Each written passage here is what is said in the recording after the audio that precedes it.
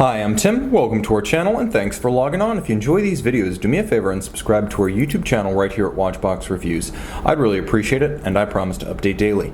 If you love this watch, you could see it and you could purchase it on our website, thewatchbox.com.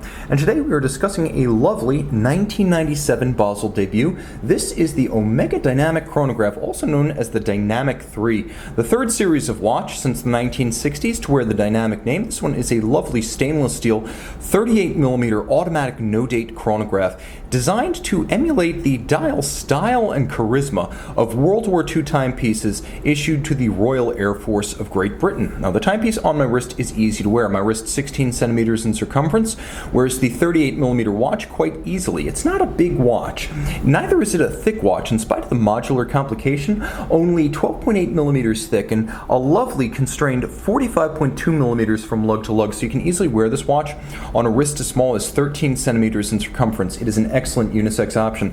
It does have a modern lug spacing though of 20 millimeters, so you'll be able to fit the lugs with any 20 millimeter strap. That's a universal size, so you should have countless OEM and aftermarket options. The bracelet, which is a 1571 with 871 end links, is a small link, 3-link profile. It almost looks like an Omega version of the Rolex President. It features conforming integrated end links, and as you can see, it is very supple with those small link cross sections leading to a very flexible and comfortable bracelet. You'll also note that back in the late 1990s, Omega used pin sleeves for sizing these bracelets, so if you want to size this one at home, you'll need a punch and a block, easily obtainable through Jules Borel.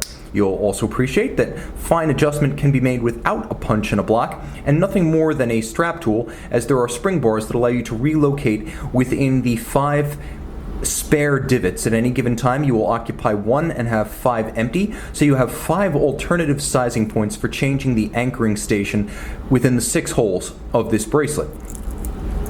The case is simple, all of satin finish, and you can see that there are tapered lugs integrated to the case band, but what you'll appreciate here is that this is not the characteristic Speedmaster and Seamaster shape. It's not an asymmetrical case, there are no lyre-style lugs, there's no polished or expanding bevel. This is a design that you will not see on too many other Omega watches, so not only the dial but the case renders this watch somewhat individualistic and unusual. Easy to see that this is a modular complication in profile, as the module goes on top of an ETA 2892A2 base. The chronograph sits on top. The watch does feature 50 meters water resistance, so it's swimmable on the surface, but it's not an aquatic watch.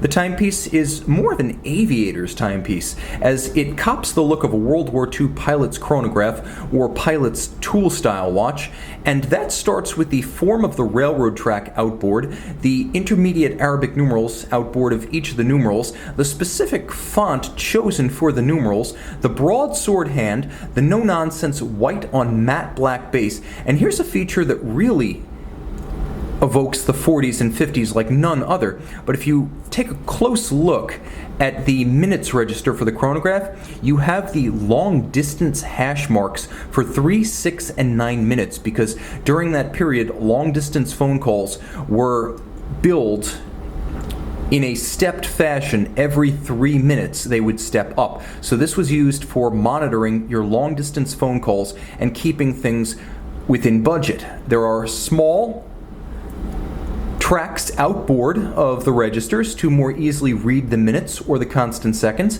and these stylish Arabic numerals would raise the Fotina flag if it weren't for the fact that this is real patina, and this is a true tritium dial with true tritium fade, so it has a lovely authenticity about it. It's not trying too hard because it's not trying at all to look weathered. This is the real deal. You'll also appreciate the fact that the yellow varnished hands as well as yellow dial features now feature a sort of additional tone.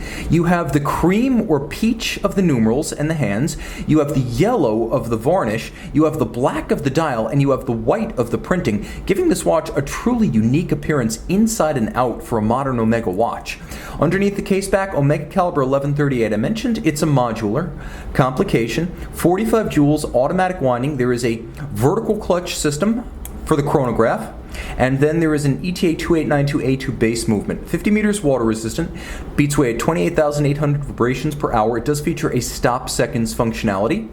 Caliber 1138, tank tough and potentially quite accurate when adjusted by a skilled watchmaker. The 2892, even when not chronometer grade, can easily run chronometer spec. And this watch, all in satin finish with a lovely multiple stepped, almost terraced-like profile, appears larger and more imposing on the wrist than its 38mm would suggest. Own a rare and collectible Omega Colt watch on the Watchbox.